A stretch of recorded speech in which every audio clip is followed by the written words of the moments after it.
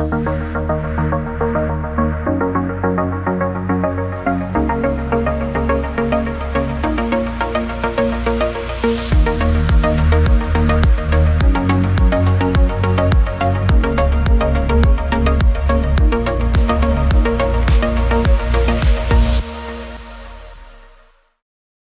everyone. Bonjour à tous, and thank you for tuning in to this session. I'm joined today by the President of the Republic of Colombia, President Duque. Let me say it is an absolute honor and privilege to be sharing the virtual stage with you today. A very warm welcome. Now, speaking of warm welcomes, that's something that Colombia is very well known for. And as someone who has traveled there, I can attest not only to the welcoming nature of your country, but the very strong business environment. Today, EDC has current investment of $700 million in Colombia. And it's not just EDC that thinks of doing business with Colombia. You are an extremely important trading partner in Latin America, with needs that match up very well to Canadian expertise. Colombia also shares Canada's commitments to the values of democracy, transparency, multilateralism, and economic cooperation and integration. And it's this natural fit between our two countries that led to the Canada-Colombia Free Trade Agreement being signed 10 years ago in 2011. Since then, trade between our two countries has increased by approximately 20%, and I see that continuing to grow in the next 10 years. One sector in particular where we anticipate a lot of growth happening, and today will be the focus of our conversation, is in energy and renewable energy in particular. Your new national carbon neutrality program provides the policies, along with the regulatory and fiscal incentives, to develop non-conventional renewable energy, reduce emissions, and drive economic growth. Mr. President, you stated at the World Economic Forum last year that in the previous 2 years, energy from wind and solar has increased from less than 1% of Colombia's energy mix to 10% today. And you also said that your plan was to increase that figure to 20% by 2030. And according to the World Economic Forum's 2020 Energy Transition Index, Colombia, very impressively, ranks second among the Americas in terms of its capacity to supply quality energy in a self-sustaining, accessible, and environmentally friendly manner. And this is something I really look forward to discussing with you. To our Canadian clean technology sector that may be listening in, your commitment to renewable energy, along with your capacity to produce it, spells opportunity. So speaking on behalf of EDC, which is Canada's largest financier of clean technology, we couldn't be more excited about the business opportunities and prospects that lie between our two countries. So with that, Mr. President, let me turn to you with some questions, if I may. Thank you so much, Mary. You've been very patient with me. So my first question, and I think we really have to recognize, we're just coming out of the pandemic. And it's been a very difficult year and a half for the global economy. And we're continuing to see challenges with supply chain disruption, transportation issues, and of course, still looking to ensure that the world's population is dealing appropriately with the pandemic. Nevertheless, many countries are talking about what next. They're talking about the opportunities to rebuild their economies, to talking about building back better. So Mr. President, what are Colombia's priorities in that regard? What do you think you may need to do differently, or what are you doubling down on as you think about pandemic recovery?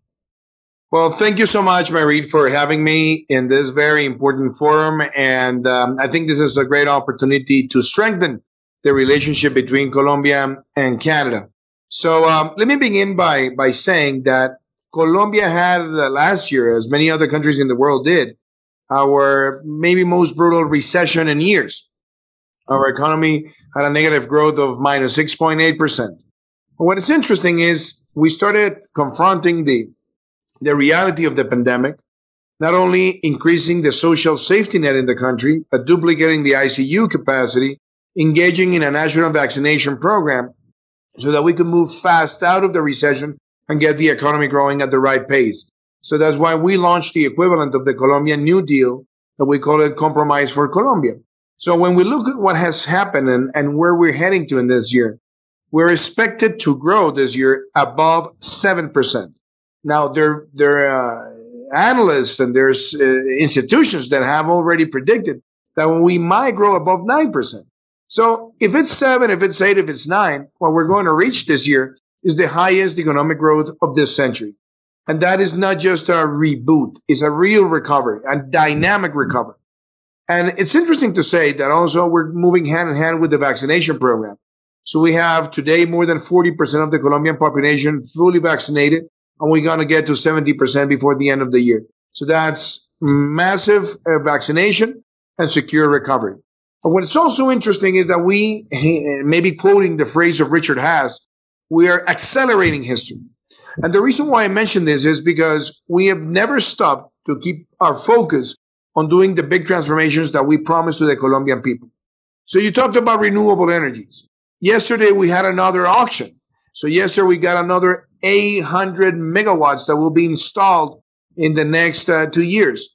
So that means that from the beginning of my administration, where we had less than 35 megawatts, and when we look at projects that have already been inaugurated, projects that will be inaugurated in the course of the next year, and the projects that are already with contracts after an auction, we are guaranteeing that we're going to basically increase by 100 times the amount of renewable, non-conventional renewable energy that we had in comparison to the first day of my administration. So that puts Colombia in a leadership role in energy transition.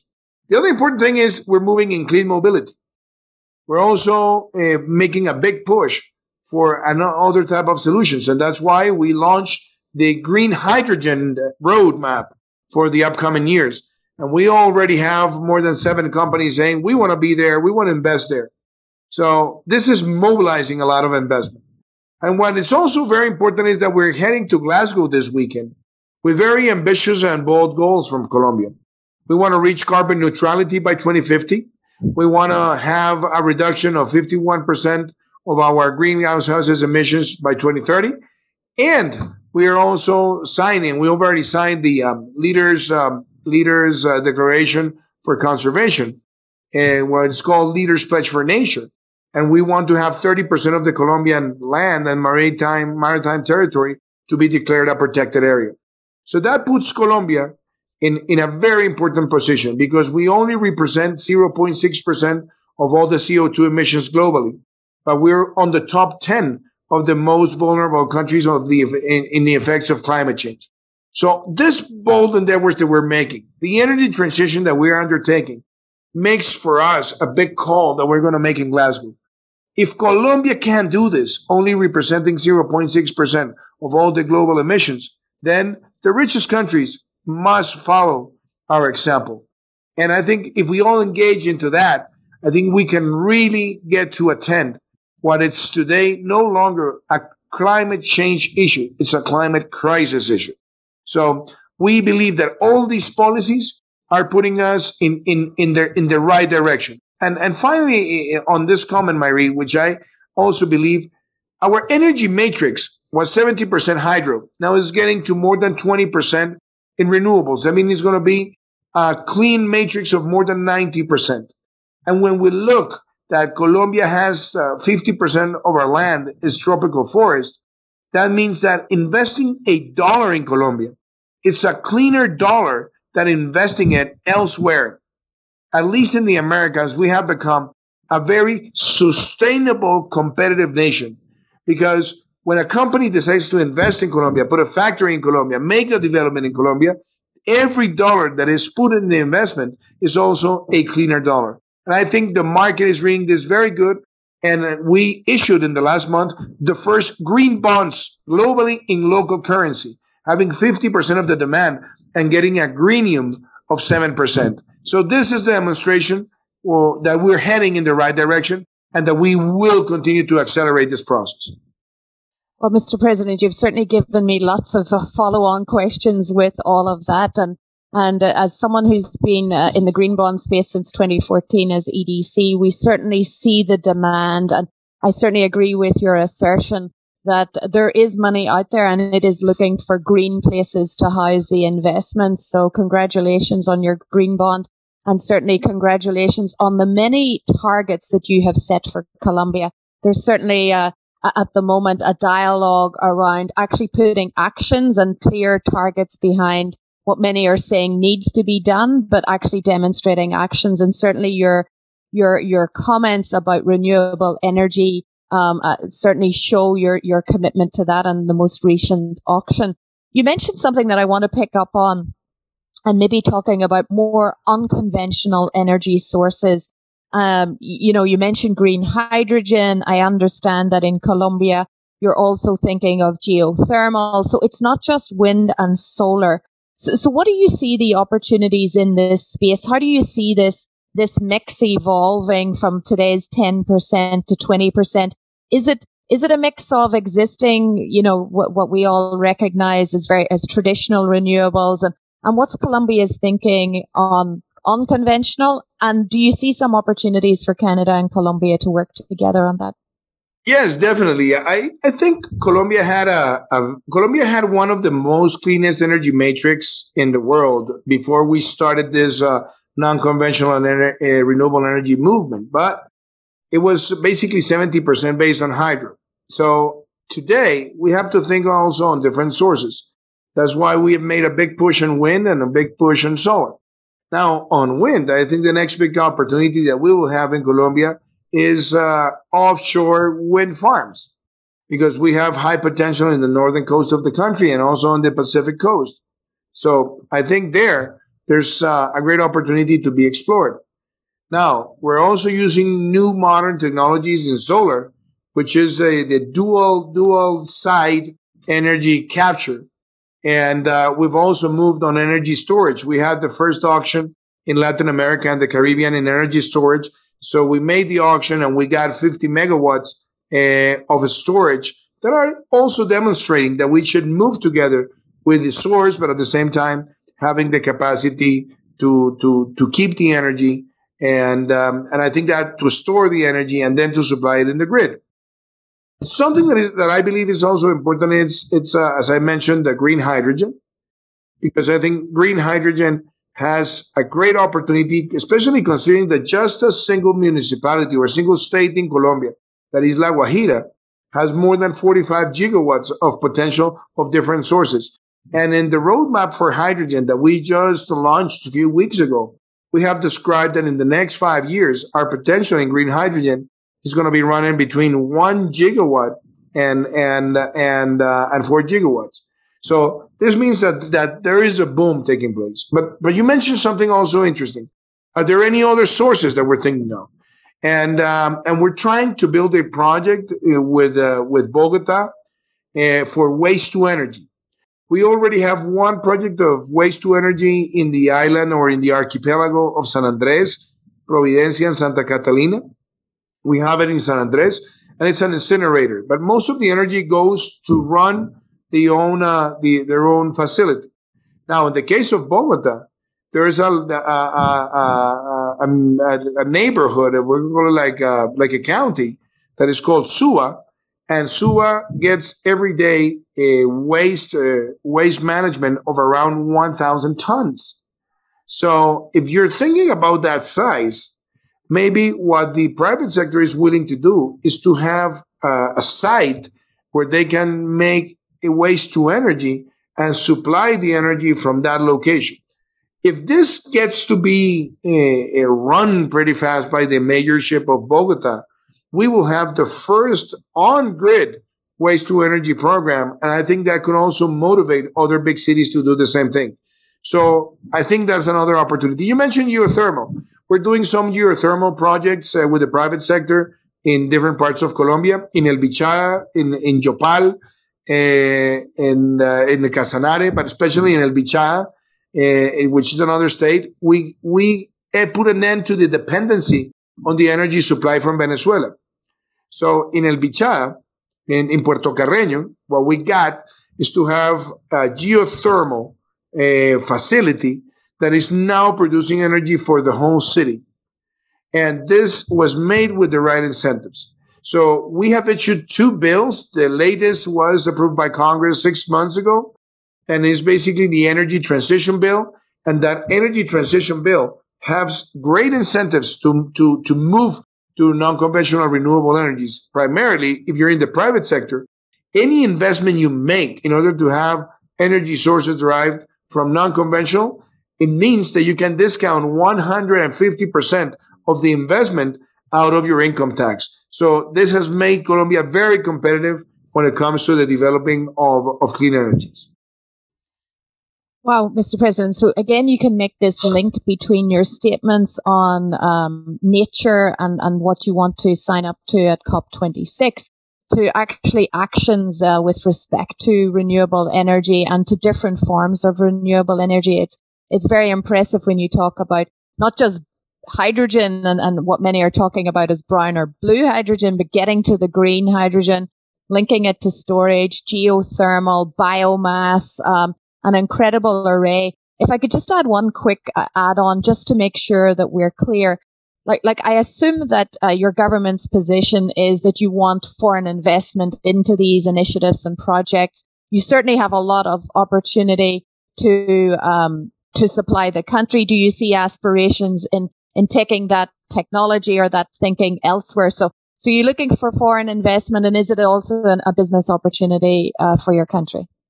Yes, and I'm going to put this in a Canadian way of conversation, because last week I was invited to the mining congress here in Colombia, and Colombia is not a mining country, but it has potential in mining, and I said publicly that we have to put an end to the false dilemma where mining cannot survive with sustainability, because I said, I mean, if we wouldn't have mining, we wouldn't have buildings, we wouldn't have roads, we wouldn't have satellites, we wouldn't have planes or cars.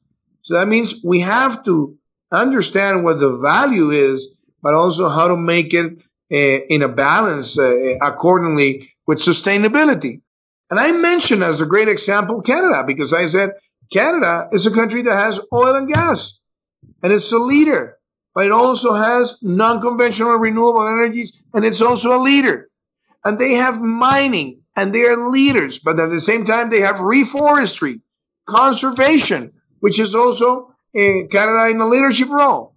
So for me, Canada is a role model to follow, because at the end, this is not about politics. This is not about ideology.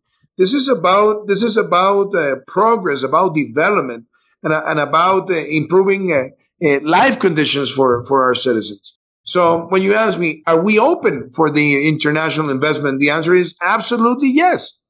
And for example, companies that can come to Colombia and make mega investments above $200 million, they have now a legal stability contract, and they have an income tax that is 8 points below the current income tax base in Colombia. But at the same time, we have the free trade zones, and we have the incentives that I just mentioned in the developing of non-conventional renewable energies. So I think Colombia it's really becoming attractive. And maybe the best way to say is that yesterday, when we had the auction, where we had 11 out of 12 projects that were open for the bidding, most of the people that came and participated are foreign companies. When we made the auction of storage, it wasn't a Spanish company that won that auction. So today, we really want to have more foreign direct investment. And let me just say this, non-oil, gas, and mining foreign direct investment in Colombia has spiked 190% during my administration. And why is that? It's because we have opened the scope for new investments in different areas. And one of the areas that is generating more interest is definitely this non-conventional renewable energy revolution that we're having in Colombia. What a great invite to Canadian companies that are listening to this. So you're hearing it directly from the president, the opportunity exists. So I guess the demand is there. It's what we can do to actually put supply in from Canada. And, you know, for exporters, one of the things that's most important to them is the structure of the business environment as well as the regulatory regime. And certainly I'm hearing you taking actions to ensure that stability as well as provide incentives. So it's an extremely exciting time. And I agree with you. I think Canada is a leader. We can bring new technologies to the table, and we can bring lots to help work on the world's problems. This isn't a country problem. This is the world's problems as it would relate to climate. And I'm very proud that Canada is the fourth largest investor into Colombia. So let's maybe pivot the conversation, as much as I could go for hours talking about. Can I add something, Marie? Absolutely. The whole strategy, and I want to make this maybe clear in what the strategy is for Colombia. And I call this the road to zero. The road to zero is the road to being carbon neutral. And the way we intervene and the way we manage each of the policies is very important. Because for us, energy transition is a priority. After energy transition, we have clean mobility. So that's why we had a clean mobility bill. I was the co-author of that bill. And we've had a spike on the sales of electric vehicles in Colombia that you just can't imagine. Just this year, it has grown more than 200%. Last year, it grew 90%. So this is something that has happened. The third element is circular economy. Produce conserving, conserve producing, and getting in all the private sector into the 3 R's: reduce, reuse, recycle, and get the management. And now when it comes to households, we passed from 5% recycling to 15% recycling. We're still low compared to other developed countries or maybe OECD countries, but we can get to 50% in the next decade at minimum. Also, what we're doing to protect the Amazon, what we're doing for reforest, we joined the 1 trillion trees initiative, and we're planting 180 million trees before August next year. We're getting this year in December to 120 million trees already planted in Colombia. And we created something we call the natural conservation contracts, where we pay peasants to protect the areas and the forest. And we're also incentivizing not wooden products in the Amazon, but instead having value chains with Amazonic products and also connecting with indigenous communities. So it's a whole strategy, and something that I wanted to mention, Myreed. Clean cooking. Clean cooking plays a very important role, because we had a lot of people in very poor conditions that were basically cooking with kerosene in their houses, or they were also using wood, and also they were highly exposed not only to diseases but also to disasters. So today we have expanded, for example, the gas lines in Colombia, and we have generated the access for 2 million people. We've also generated electrification in rural areas for 100,000 families, also using many solar panels for the families and having their own storage capacity. So sorry if I take longer with this, but I just wanted to mention, because it's a whole strategy that I call the road to zero. A really good reminder, Mr. President, that we're in fact dealing with, ESG. Like, it's not just the environment. There's the social aspect of it as well. And then, the governance aspect, the regulatory environment. And when you can bring all of that together, then you get your road to zero. You get all the different aspects of it coming together. Those were wonderful examples. Thank you for sharing them. A very quick question for you, just to sort of put it in at the end, because we're coming close to our time. How do you see the role of technology or digital, or like, is it part of this transition as well, as we think about, moving forward to solve some of these problems? Well, I would say, Maureen, listen to this word: sustainability. Sustainability. So if we really want to be sustainable, we have to put technology in the forefront. We need to use AI to be able to gather information in the right time. We need to use AI and IoT so that we as individuals can have mechanisms to control our individual carbon footprint. We need to use AI, cybersecurity, IoT, robotics, all in this context of management. Now, when we talk about non-conventional renewables, it is now technology that can help the panels adapt themselves to the position of the sun in order to get more energy. But it's also AI what can predict what days, what times, and what kind of conditions during a year can be the most valuable to capture energy. And also the way you store, the way you supply, the way you connect to the grid. It all has to use technology. Now, we also need technology to monitor how many trees are we planting. And we also need to have technology and also financial technology so that we can have green financing becoming every day more important. So if we're going to have carbon markets and we're going to have either voluntarily or we're going to have it in public markets, what is important is to use technology also to define the price that we have to pay for the carbon because for the credits, because we see a lot of differences. People are saying they buy $5, or people saying $10, people say even more. So it's good to have a transparent mechanisms to define pricing, which I think also involves technology. So remember that word, sustainability, which is how technology can increase the human aspirations on meeting the sustainability targets for the upcoming years. Wow.